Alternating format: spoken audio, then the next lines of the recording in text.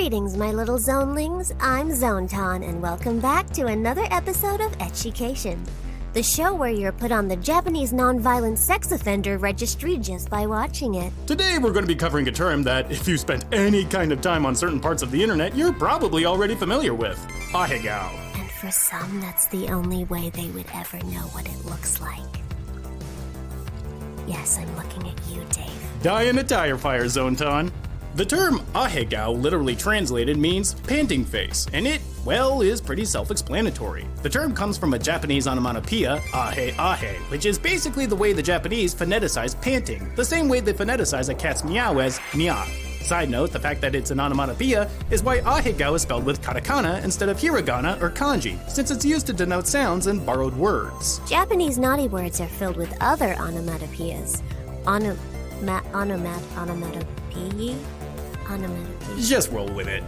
There's a lot of words in Japanese that are supposed to sound like what they are or do, especially when it comes to sex. Dave, remind us to circle back to Gokun one day. It's on the list. One important thing to remember, Zonelings, is that while we all know that Ahegao, or the face, is made in hentai and ironically detached memes, it's not exactly correct to call it the O face.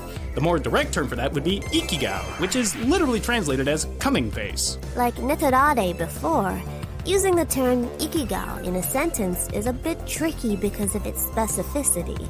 But if you wanted to, you could say, I saw her O face by saying, Kanojo no ECCHIGAO o mitai. Conversely, if you wanted to let your partner know that you want to see their O face, you could be a bit assertive and just give the old dashite. Or perhaps the moment of truth is just seconds away, and you being the polite partner you are, you could say, Ikuso! Which brings us to our last word. Yamero. That doesn't have anything to do with... Yamero!